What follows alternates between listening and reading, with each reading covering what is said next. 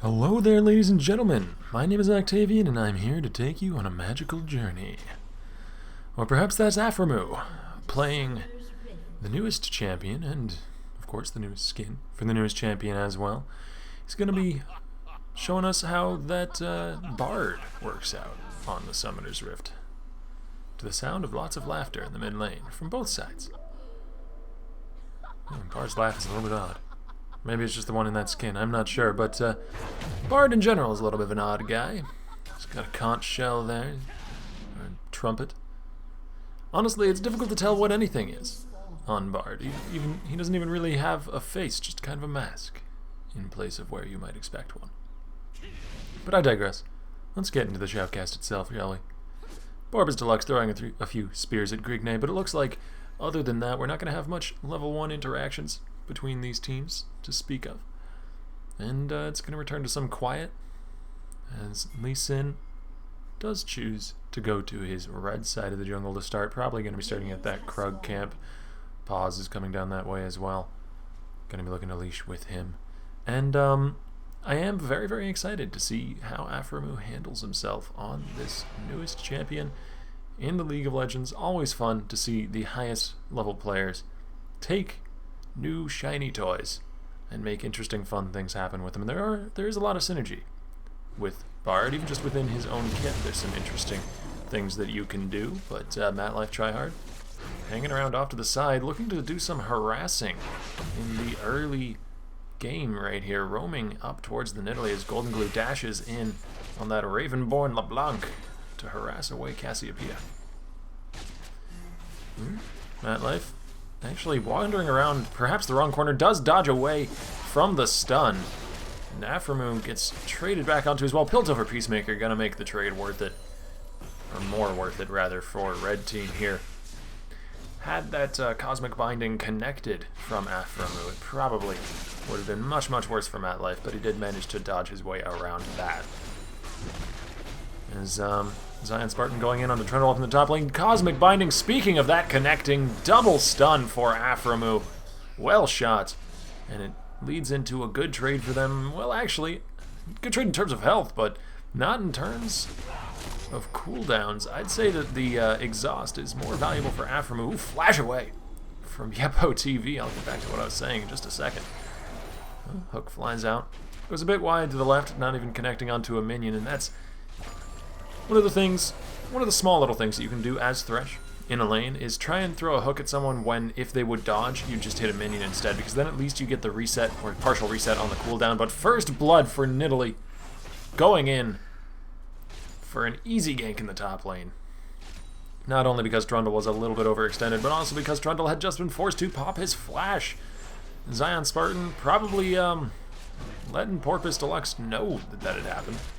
Maybe it's just Porpoise having some good map awareness. Either way, a good time to choose to head up there and take advantage of that. Hook through the minions, beautifully thrown by Matt Life, lands on the Catless. Aphromoo with the Magical Journey is coming back to try and help out his AD carry. That's a useful little tool for Bard to be able to get back into the lane quite quickly if he ever needs to. And he's probably going to need to fairly often, since Bard, with those little flower petals, as you can see, one in the bush right there. Actually, I'm surprised Aphromoo hasn't gotten to pick it up, but with those little petals strewn all over the map. Ooh, Cosmic Binding, not quite in range. Hook flies out. I want to get to talking about something, but it looks like Aphromoo going aggressive is going to be stalling me away from talking to you guys. Since he was looking to try and make a play, didn't quite land the skill shots he needed to, as Porpoise Deluxe invading in onto the enemy jungle. Finds a Trundle, but that's really not too much of an issue for him right now. Golden Glue eats a few Twin Fangs to the back, but he does have a few health potions still yet to pop in his inventory. Porpoise Deluxe making off like a bandit from the enemy jungle with a blue buff. That's a 3-buff start for Porpoise. He's done very well for himself, in addition to getting that first blood, since he was the one who got the kill up in the top lane. And Yepo TV still with no flash, getting ganked again because he did push up once more. And Porpoise will pick up his second kill of the game just after picking up his third buff of the game. This is going incredibly well for him. We'll have to see what he chooses to buy into once he comes back. Aphromoo roaming to the mid lane on Bard. Porpoise Deluxe going very, very low, though. There's Grigne flashing after him and picking up the kill. A little bit of over-aggression from the Nidalee. KT Smurf without any mana. And barely any health left. Flash forward from Golden Glue. Goes down, turns to stone, petrifies, falls over, and crumbles. And that's the power of a roaming Bard. One of the things that a lot of people have said Bard will probably outdo nearly every other support at is roaming. He's very, very good at getting around the map quickly because of those chimes that he can pick up all over the place to give him the ability to move around a bit quicker whenever he grabs one. He gets some movement speed as well as some mana back, so there's a lot of incentive to roam in the first place. And then with the Magical Journey, he'll be able to pop his way into lanes, maybe even bringing along a jungler with him, and make some pretty nasty surprises happen for enemy laners. So good to keep an eye on where Aphromoo chooses to go. He throws out an auto attack buffed by one of those little meeps, and it looks like he's trying to line up for a Cosmic Binding. Pause and Matlife have to be very careful here that they don't position themselves incorrectly. Porpoise Deluxe is down here as well. The Ignite is burning, but Grignay is coming in for some backup. Catless Everdeen is forced to pop the heal to keep themselves safe as the hook flies out, not landing onto anybody. And Aphromoo just turns around with a few more auto attacks, and everything fizzles out without a kill going either direction. Golden Glue takes away half of Smirt's health. Doesn't quite land the chain. Had it connected, that ethereal chain would have likely meant the death of Cassiopeia, but even as it is, that trade is heavily in favor of Golden Glue. However, the rest of Cassiopeia's team is busy, off doing a dragon. And that'll be the first one of the game going over to blue. They are down in gold, down in kills, down generally in laning presence. But at least that dragon will somewhat help them come back into this game. Early dragons, a 7-minute dragon, not exactly as powerful as it used to be before the changes, but that would have been nice had that connected. They were standing right next to each other, but as I was saying, 7-minute dragon, not quite as powerful as it used to be, since the buff now is nowhere near as strong as that extra gold would have been early on in the game. But if this game does stall out and go later, those dragons are going to be suddenly becoming very important. And we are waiting perhaps on a play from Aphromoo. The hook flies out and lands onto the giant squishy man. And he flashes away to pull a Magical Journey way over the wall. Matlife just going to follow after him, though, along with Pause. He does set up himself nicely for a stun. And he might be able to make it out here. Now Cassiopeia, coming from the mid lane, is going to spell the end of this wandering cosmic ball of fluff. I'm not even sure what Bard is. He's just cosmic and mysterious, and he has cute little things that he throws at people. Actually, it's pretty disturbing, come to think of it. He tosses meeps at people and they just expend their lives so that he can have more damage. Flying hook from Matlife, gonna be flaying him back as well. Catless gets to the wall though, barely alive. Flash over from Pause will finish off the kill. Porpoise Deluxe turns around with a leap, but there's a teleport coming in from the top lane. Trundle looking to dissuade him from chasing backwards any further. Does cancel the teleport, so that cooldown is burned. But it kept Pause safe. So even though he didn't actually have any physical presence down there on the bottom of the map, he had presence in terms of keeping them from chasing any further, but he's not having any presence up in the top lane. Zion Spartan is showing us a dominating Jax performance, and this is going to be very, very scary for blue team. Jax is going to come into his own fairly soon. Golden Glue and Aphromoo both getting turned to stone there. The ethereal chains connects, and actually it does snare up, but Aphromoo just does not have any damage. Not exactly Bard's strong point. And so with the... Whoa! Spear. Spear coming within inches of finishing off the snake, but with his friendly LeBlanc down, he had no other follow-up under that tower. Very nicely placed Cassiopeia ult. Keeps Smurf rather alive in what otherwise could have been a very, very dangerous situation. That roam not quite paying off as much as the last one did for Aphromoo. Yes, the top lane... Ooh, lands the stun into Pause. Good use of the minion there. But the top lane is something that I should take a lot of note of here, as should everyone, including both the people playing this game, though they did play it in the past. This is a replay, so maybe they shouldn't take note of it now, but they did then, as well as the people watching me talk about it. Because that is a matchup that is going to explode into this game later on. Jax is going to become an absolute powerhouse. He has a kill under his belt, he has 2 assists, and he has a 60 CS lead. That's pretty crazy. Pretty much the perfect lane that you could ask for if you were playing as Zion Spartan. And it's going to be quite rough especially for Cassiopeia. Not because the Counter-Strike is going to be all that useful, though, to be fair, Counter-Strike actually does reduce damage from AoE spells, which everything but the Twin Fang is for Cassiopeia. Whoa, Borbas Deluxe!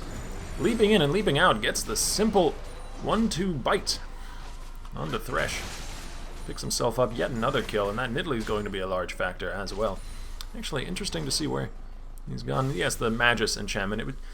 It's hard to tell just from the tiny little gem in the inventory there. It looked maybe like it was the Cinder Hulk or the Juggernaut or whatever it's called nowadays, but you know, that's the Magus enchantment. Makes a lot more sense. Nidalee going to be dealing out a lot of magic damage with those long-range, heavy-hitting spears, as we've already seen multiple times. We've had some nice visual demonstrations of that.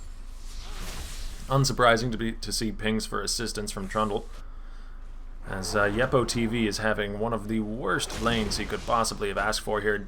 That damage was incredible, and Zion doesn't even have items completed. He is still sitting on 2 Doran's blades, and he's going for the 1v2. Does get kicked away. The Dragon's Rage might be enough to finish him off with the red buff as well. Burning, he does get taken down. Now Pause is going to chase after Aphromoo past the tower. That may have been one magical journey too much. Matlife Tryhard coming through as well, but the tower can still target you even while you're ethereal. And there we go. That is the ulti. Perfect use of the Bard ulti, holding Pause in place. He does have quick draw to try and escape, but there's a bunch of burst coming in, both from the Katarina, the Caitlyn, and the LeBlanc. And that'll be one dead Graves. He shall shotgun no more. Except for when he respawns, then he'll shotgun a lot more, most likely. Grignay getting caught out in the enemy jungle a bit, goes down to half health. Ethereal Chain comes out, another spear! But there's no follow-up from Vorbis. It looked like, honestly, he didn't expect that to hit. He tossed it out, started walking the other way, and then when it hit, he turned into a cat and was like, "Whoa, what? That landed?" But sadly, he wasn't quite in place to follow up on it. And that wolf didn't care one whit about being hit by the spear. He was still asleep until Nidalee leapt over the wall. So these spears are doing all sorts of crazy things today. Tryhard is back in the bottom lane, and Pause is coming back down there as well. They just respawned, and they're looking to try and get back into this lane somewhat, because the lane down in bottom lane has not really heavily broken one way or the other yet, but I want to say that it's somewhat in favor of red. Now, statistically speaking, I don't have a lot of evidence for that. If you look at the scoreboard, they're up 1 assist on Caitlyn. 1 single assist for Caitlyn, and that's really it. True, Aphromoo does have 2 assists up on his counterpart Matlife, but that's because of his roaming ability. That's because he's spent so much time roaming. But I think it's in the roaming that this matchup is called in favor of red here. Not only because Aphromoo has been able to get a lot more control in the map because of that roaming. As we see, he's up on the top side of the map looking to make some sort of gank happen up there maybe. And he's applied a lot more pressure than Matlife has been able to, but also because he's been roaming so much and yet Caitlyn is still nearly even in farm. Aphromoo coming over the wall with a magical journey. Grignay maybe caught out a little bit here. Does land the Q back onto Aphromoo, but Grignay forced to flash under his tower. 1 more spear lands, and Porpoise Deluxe finishes it off with an auto attack. But beautiful pillar! Yepo TV traps him under the tower. Forces the flash away. And Zion Spartan sitting in the bush, though, might be a little bit too scary for them to go. Yepo, don't go under this tower. Yepo, it's not safe. Golden Glue is coming in from the side. Aphromoo is tanking it up, and he is gone. That is one dead troll. KT Smurf not going to be able to save anything here. The turret collapses into rubble. A little bit of a overzealous decision from Yepo TV to try and stick around. I don't know if he was looking to try and save the turret or looking to try and continue the kill into Porpoise Pops. He got a wonderful pillar. He really did. And he managed to force Porpoise Pops to flash away. But I think that's all that he was really getting out of that. He tried to convert it into a kill or something more, and that was a little bit overambitious of him. Should have settled for the at least trade that he got, even though the trade wasn't really in favor of them, because Golden Glue getting caught out here.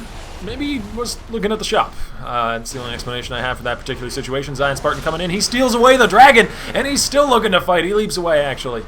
Back to Caitlyn Everdeen. But speaking of Caitlyn Everdeen, way caught out.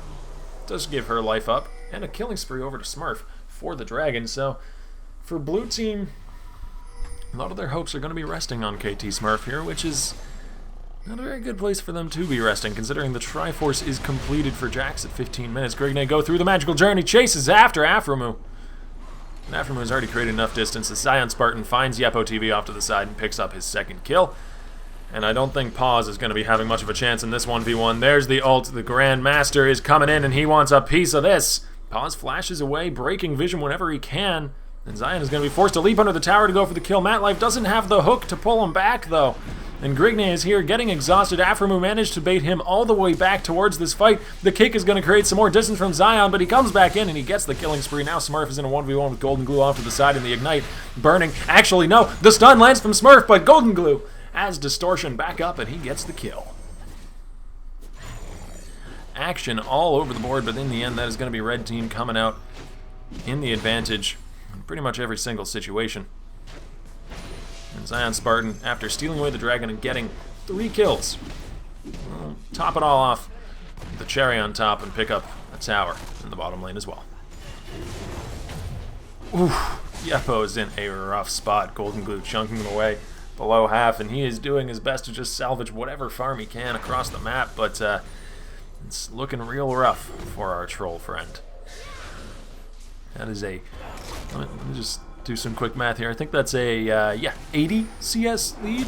80 CS lead for Jax. That is utterly ridiculous. Porpoise Deluxe in the enemy jungle does get caught out by Grigne. Smurf is coming from the side. Aphromoo is so incredibly low, and his ult doesn't even hit anybody. Porpoise Deluxe does get a killing spree in trade, but that gives a kill back to Trundle. I don't think that's enough. I really don't think that's enough. There's going to have to be a lot to bring Yepo TV back into this match. But at least it's a single step on the journey of 1,000 painstaking steps. Porpoise Deluxe is continuing to farm, though maybe he shouldn't have.